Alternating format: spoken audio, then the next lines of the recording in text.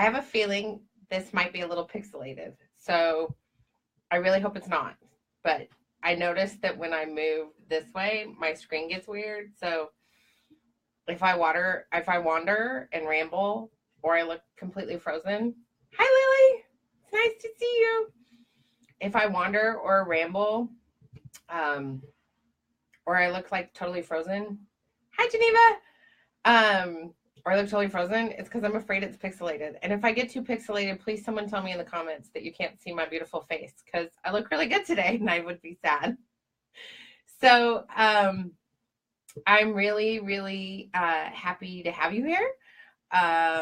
We have been in California for like what feels like 100 days, but it was more like 8.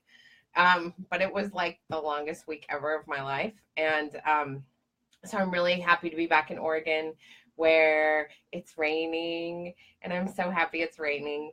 And the trees are green, even though it's wintertime, and it's pretty. And I'm just really happy to be back in Oregon. So thank you for joining my Facebook Live today, where I'm going to raise a little bit of hell, and because it's Fuck Shit Up Friday, and I love Fuck Shit Up Friday.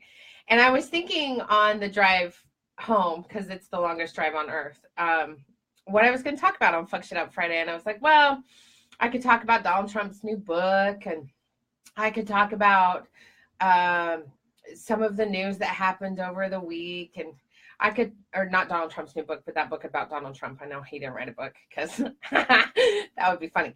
But anyway, talk about that book, or talk about what like Sarah Huckabee Sanders said about if we don't believe in him, then we're all just a bunch of crazy lunatics, which fine. Okay. I'll take the crazy lunatic. I'll be that. And so, so anyway, I was trying to think of all these things, and then Jeff Sessions undermined all of the work that Obama did regarding the marijuana industry and the legalization of marijuana. And so I thought to myself, well, I'm totally opposed to the legalization of marijuana. And so maybe I should talk about that, because most people make this assumption with Dr. Melissa Bird, PhD, that since I'm a liberal and I'm one of those liberals, that probably I'm completely in support of the legalization of marijuana. And I'm not. I am not at all.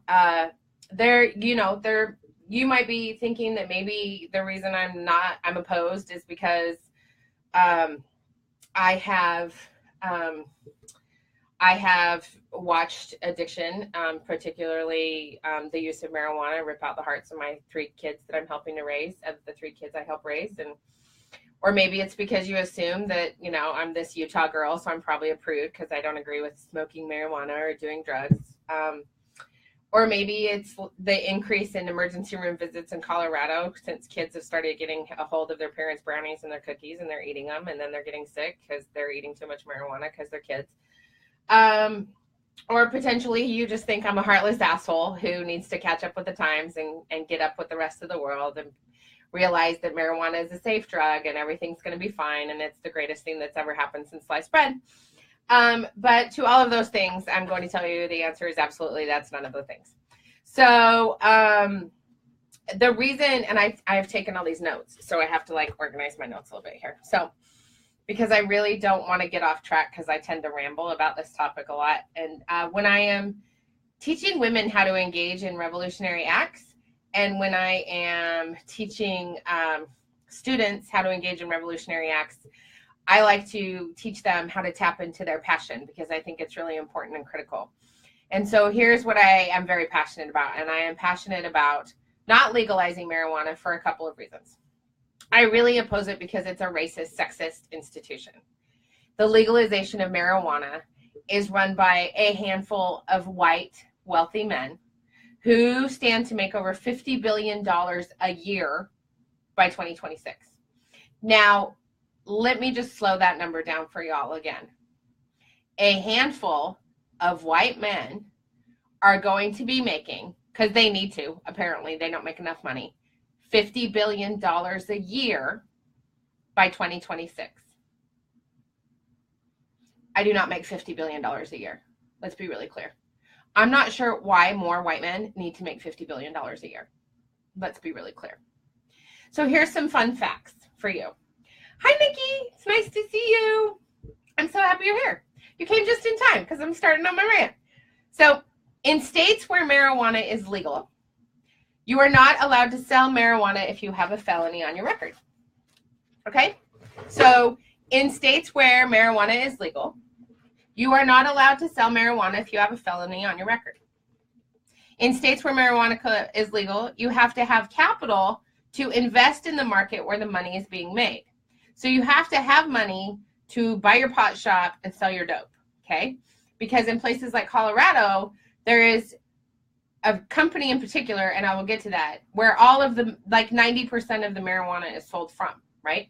And so you have this industry that until just a couple of years ago was an underground industry that was done in secret. And there's a really great article I'm going to link to on my blog about this, where small-time drug dealers or even big-time drug dealers were growing weed. But what's happening in these states where we've legalized marijuana is that small-time drug dealers are locked out of the market, which leaves them competing with some of the richest, most well-funded capitalists and lobbyists in the country. Like, think for just a minute, the most well-funded lobbyists as well-funded as the tobacco industry, if not more well-funded.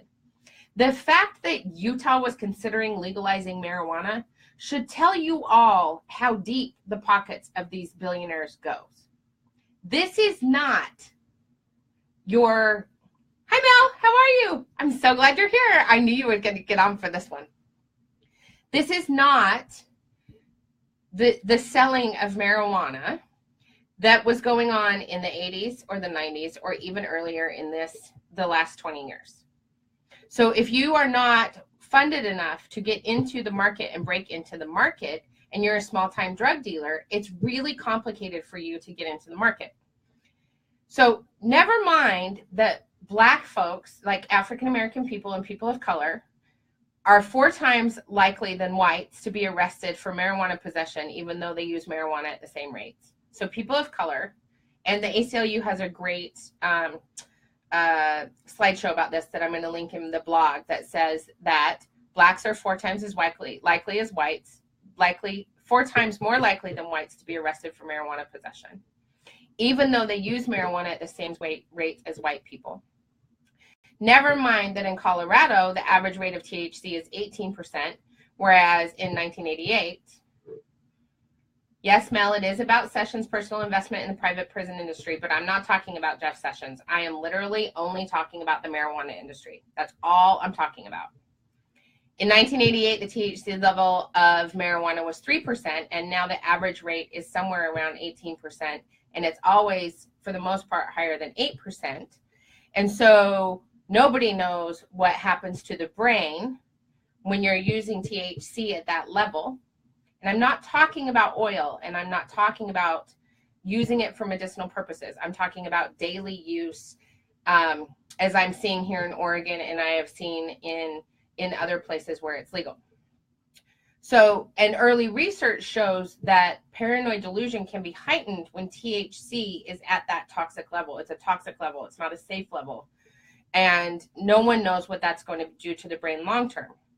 So as a social worker, I cannot support an industry that is created to keep some of the most skilled drug dealers poor, imprisoned, and out of the market. Let me be really clear here. I am opposed to the legalization of marijuana as long as this system is created to keep some of the greatest drug dealers in the world poor, imprisoned, and out of the market. While white men make billions of dollars and potentially trillions of dollars, if we're talking $50 billion a year, $50 billion a year. Out of the market, while white men make billions and potentially trillions off their customers. All of those men in prison for selling weed should be released immediately. Tomorrow, as soon as California legalized marijuana, they should have released every single person of color who was in prison for dealing drugs. Every single one. And Mel, send me the data. Send me the data that contradicts the toxicity theory. Send it to me and I will link it on my website. I'm not going to argue about that one, okay? If you're right, I know you work in healthcare. Give me the data. I'm not going to argue about that one if you've got the proof, because I didn't see it the whole entire time I've been Googling the last 24 hours. Okay? I'm with you. I'm not trying to argue about that. I have a really big, huge problem with Black people being kept in prison and Latino people being kept in prison, while these 8 men, see these guys? See them? They run the largest marijuana grower industry in the world. See them? Do you see any women? I don't see any women. Do you see any Black people? I don't see any Black people. Do you know Latino people? Nope. No people of color there. 8 men making $50 billion a year. That's super problematic. Super duper big, huge. So, as long as a law is being passed in a state where we are legalizing marijuana, I don't care if it's Colorado, I don't care if it's Utah, I don't care if it's Nevada, I don't care if it's Rhode Island, I don't care if it's DC, I don't care if it's Washington, Oregon, California, I don't give a shit where in the nation marijuana is being legalized. If those states, hi Courtney, how are you? If those states do not have a provision in place to immediately release from prison every single person who has been arrested for selling weed with expungement of their records and restitution for lost wages, then we are living a hypocrisy, an absolute hypocrisy. And what we are doing is funding the pockets of 8 white men who own American, which is the largest grower of marijuana in the country. And as long as we are continuing to fund their pockets without letting people out of prison who are doing the same exact thing and not offering them shares in American, which is the largest cannabis grower in the country, in the world, and given a shop on Rodeo Drive so they can make their money back, then we are living a hypocrisy. And we can't do that. As a leader in the social justice community and as a social worker, I cannot support the prison industrial complex by supporting the legalization of marijuana. And that is exactly what we are doing.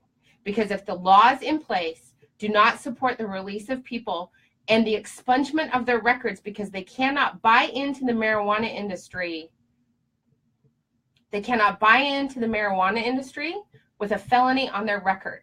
And if you cannot start a pot shop in a state where it's legal to sell pot with a felony on your record, then we are keeping all of the people of color who are some of the greatest pot dealers in the world out of the system. We're keeping them poor, we're keeping them in prison, and we're keeping them out of the market on purpose. And as white people, we can't sit by and think that that's okay.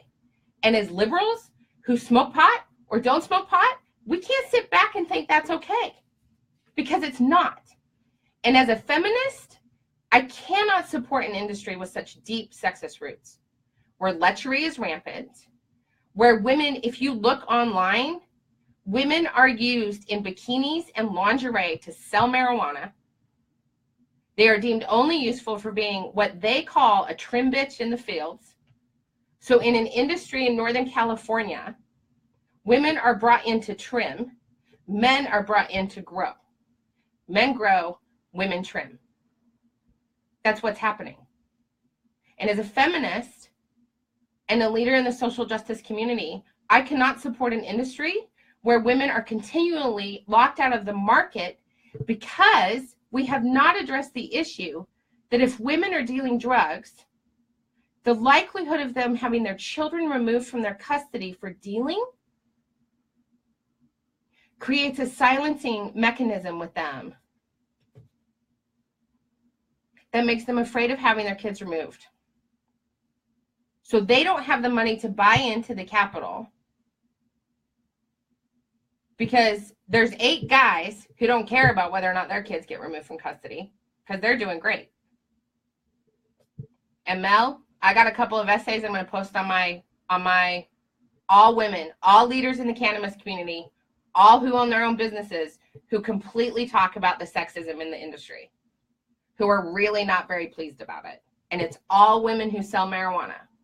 And they've had to found their own coalition to try and deal with the issue of women being Courtney, I can be more specific. There are a couple of essays that I'm going to put on my blog. One's from a woman who's been trimming up in Humboldt. She wrote it in 2016.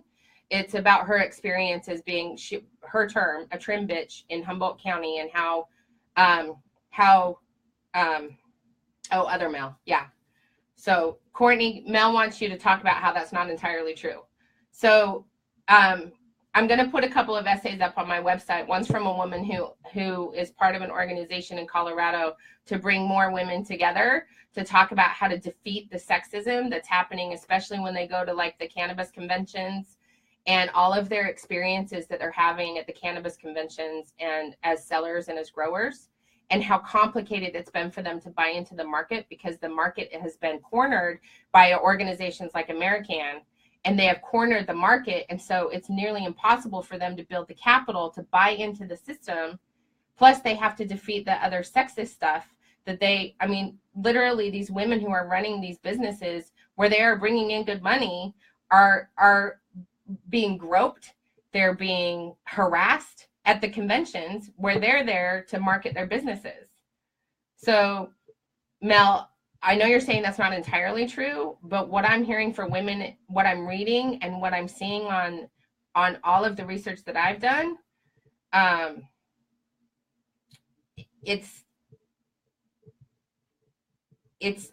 sexism is problematic. And I'm not talking about medical marijuana. I know medical marijuana has a purpose. And I'm talking about the actual policy structure that is in place when we legalize marijuana. The policy structure says that, and Nikki, your friend who grew up in foster care who got a loan to start up a dispensary probably doesn't have any felonies on your record. If he would have to get those felonies expunged from his record if he had them to start his dispensary. And I'm sure he's been very successful, and that's fantastic. Like, I'm not trying to say nobody should be selling dope. Like, I'm not trying to say that. I used to smoke pot in high school. I understand. I totally get it. Okay? That's not the point. The point is that we are passing pieces of legislation that continues to support the prison industrial complex against people of color, and continue to support a complex that is inherently racist and sexist. And until we've passed policy, until these 8 guys, these guys right here who run American, until these guys go in and say, by the way, Colorado, you need to expunge everybody's records, let them out on restitution, and we're going to give them shares of our company so that they can buy into the market, then we're not doing anything. We're not doing anything to change the system. And that's my problem. I get the use of marijuana for medical purposes. I totally do. I even get it for recreational purposes. I totally do. I understand the need for alcohol. Trust me, I totally get this. I get it.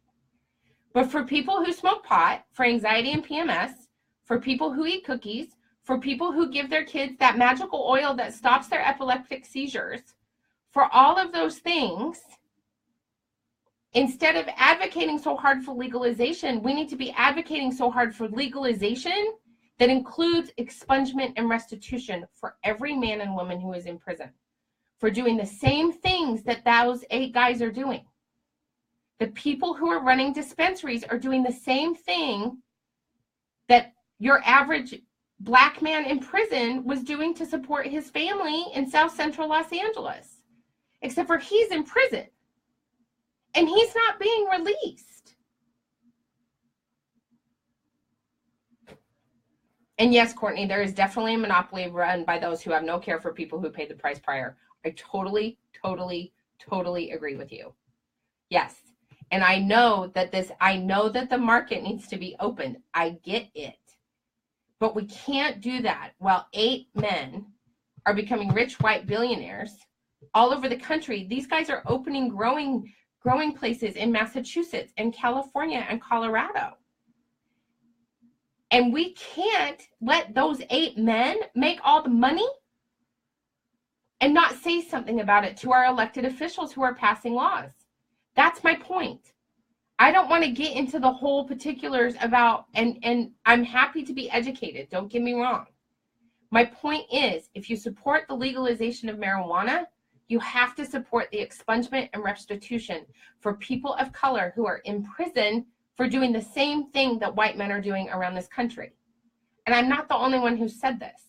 Jay-Z put out a really phenomenal video in the New York Times that I'm also linking in my blog, that I've linked to my blog before, about how people of color are still being targeted for arrests while white men are still making money. And until we shift that system, this is a social justice issue. This is not just an issue of legalizing marijuana. This is a social justice issue that attacks racism and sexism at a very fundamental level. And unless we are willing to have that conversation, hey Tara, how are you? Unless we are willing to have that conversation with the people around us who support the legalization of marijuana, we are not helping people get out of the system. We're keeping them poor, we're keeping them in prison, and we're keeping them out of the market. Courtney, you are correct about the people who are working in the fields. And it's mostly women. The thing that's super fascinating about this, and I will link a couple of articles to it, it's women who work in the fields, Courtney, which is really, really fascinating. Yes, Gail, it's going to take a long time. This is why I'm bringing it to everybody's attention. I know Jeff Sessions is an asshole. I know he supports the prison industrial complex. I know what he did with the Department of Justice and the Obama rules is really crappy and really bad. But this goes way beyond that. Because if we as liberals are going to be supporting an institution that legalizes a drug, then we have to also support the complete and total expungement and restitution for people who have lost wages from not being able to sell marijuana. Because what has happened is we put people in prison and they're not able to feed their families because they're not able to sell marijuana. And if we are keeping people from selling marijuana, then we are perpetuating a racist, sexist institution. And it isn't okay. And that is why I decided to go on a tirade. Not because Jeff Sessions is an asshole, because we all know Jeff Sessions is an asshole. We all know what he did is bad. But more than that, I've been saying this for years. If I have to call an elected official in Utah a couple of years ago because they were considering legalizing marijuana and say to her, you are a Latina woman, how can you support a bill like this without putting something in there for restitution and expungement of records for people who are Latino and Latina who have been arrested for doing the same exact thing that you're talking about? And she didn't know how to answer me. And that's why I'm saying you got to get in touch with your elected officials. If you support the legalization of marijuana, then get in touch with your elected officials and talk to them about how you also support the expungement of records and the release of people who are in prison for doing the same thing that these 8 guys who run American are doing. Because until that happens, it's super, super problematic on a justice level. And that's my challenge. It's my challenge to people who support the use of marijuana. And I know I'm going to come under fire, and I'm totally okay with that. Because I believe from a social justice perspective, we cannot sit by and be quiet about this. And if we're going to affect policy, and if we're going to advocate for policy change, then we have to talk about it in this way and not get locked into the minutia. And Mel, I really do hope you send me those articles about the toxicity of THC, because I'm still on the fence about that one, and I'm going to need a hell of a lot more research done by really good research organizations. And I hope that you all will really start to question this. I really hope that you all will start to look into this. And I will put as many links as I can because I have them all, and I'm going to add them to the blog today when I post the blog. And I hope that you continue to have this conversation either with me online or offline. I don't care. But, I really want to remind everybody that for what I am trying to get to is that if you're going to advocate for the legalization of marijuana, you have to advocate for the expungement and the release of everybody's records. I know you are, Mel. I know. Give it all to me, and I will post it all on my website. I still won't change my mind about the justice issue. I absolutely will not. Because for me, it's critical. It's a critical piece. And we have to combat the racism and sexism in the marijuana industry, because that is how we're going to fuck shit up, y'all.